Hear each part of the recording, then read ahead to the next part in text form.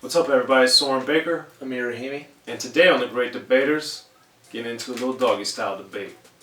Get ready.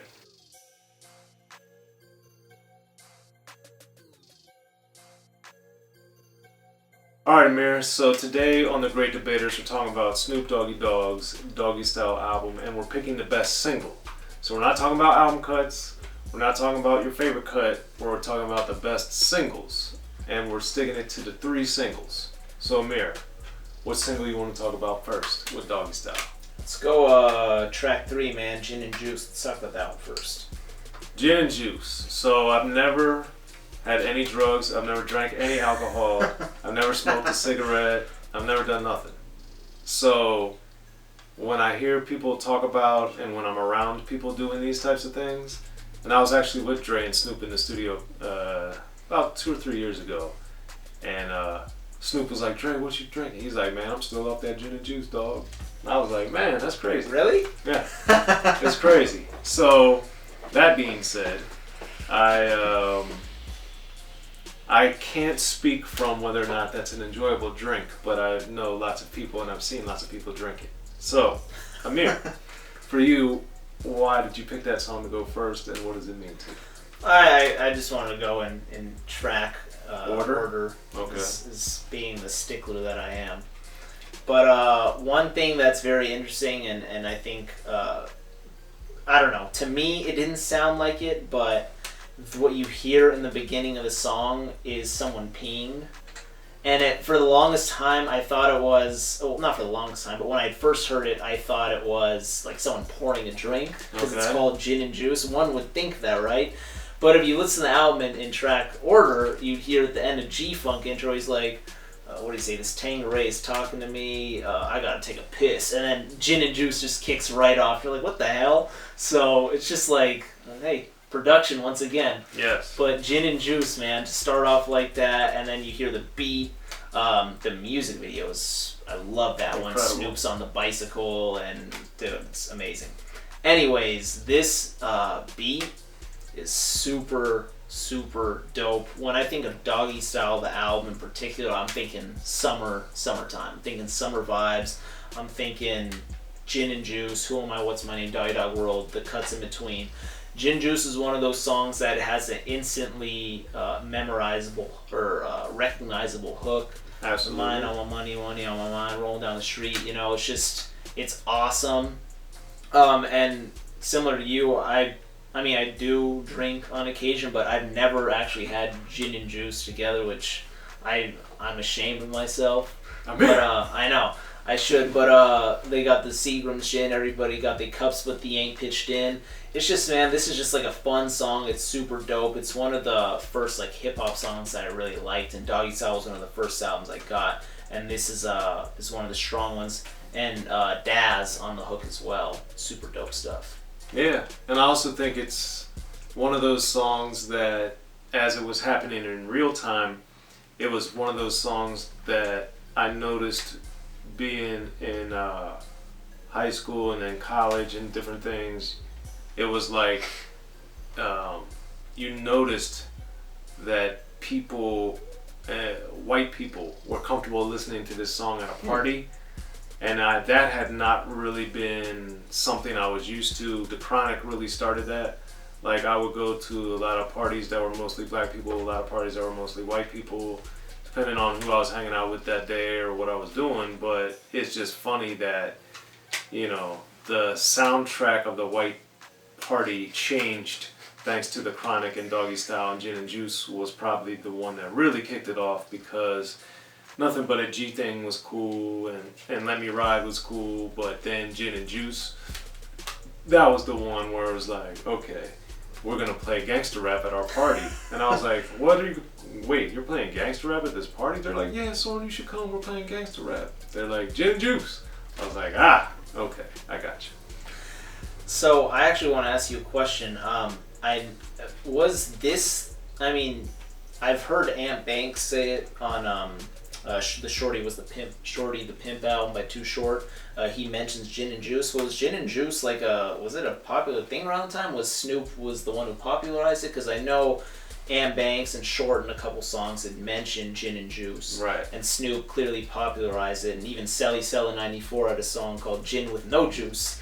So was this like to your knowledge, was it a popular thing to be shouting out like alcoholic combinations in this era in rap or before? Or?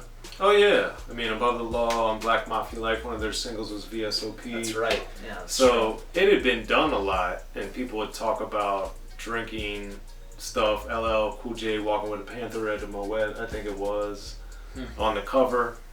So I mean, that was definitely something that people talked about and mentioned quite frequently all the way up to '93. So, and then later, of course, we get past the Cavassier and all these liquor songs. But it wasn't unusual for it to be really discussed, mentioned, promoted, whatever. So it didn't strike me as novel or like revolutionary per se when I heard it. Of course, I thought it was an amazing song, and it still is, but it didn't strike me as like, oh man, there they go again, revolutionizing the game. No, I didn't think that when I heard Gin and Juice. Although sonically, lyrically, conceptually, executional wise, yes, they did revolutionize the game, obviously, which is why these songs are so, classic today. Speaking of which, there's 2 other singles on the album that we're going to discuss. Which one are you getting to next, Amir? Who Am I? What's My Name? Okay. This one, bro. To be able to take the Atomic Dog, which so many people have sampled so many times in so many songs. But to that point, yes. Yeah. Up to then. Atomic Dog, the way that the production was just basically just manipulating it from Atomic Dog to Snoop Doggy Dogg, and we'd actually talked about in our Cameron video how Cameron is rapping over Killa Cam and Killa and all that. This guy is like the whole song Snoop Dogg, like the way that it's like harmonized, the way it's just so infectious. It sticks with you. It's super catchy. That chorus is just fantastic. The song itself is great. The music video, again, hilarious. How I think it was either he was a human, then he turned to a dog because he was in like the girl's bedroom and he had to hide or something. I had to get out, man. I haven't seen this in years, but I'm pretty sure he turned to a dog, and I was like, what is this? This is, like, hilarious. Right. But, dude, like, that chorus especially, something that it really sticks with you. It makes Snoop Doggy Dogg, like, a household name. He had just come off, like, the success of The Chronic the year prior, and this is his breakout album. And I think that song is just super important, not to mention the rhymes and the things he's saying and, like, his flow. And his persona is just awesome on this song. This is definitely one of my favorite songs on the album. Yeah, man. It's a great one. And to your point, the funk production, taking that again, is just a very ingenious way that Dre has done throughout his career. And obviously he's moved away from that sonically the last 15 plus years. But how from... I guess really, if you want to say ruthless, but ruthless through Death Row, he was really, amazingly manipulating those records time and time again and making landmark material. That being said, let's move on, Amir, to number 3. So Doggy Dogg World being the third one. This is one that I also really enjoy. I was, I guess, a little more confused that this was a single on the album. So was I, admittedly. Admittedly, yeah. So to me, I would have thought like something like Ain't No Fun would have been more of a single. I think that has, especially with the vibe of like a Gin and Juice, I think Ain't No Fun could have also been at like the white people parties.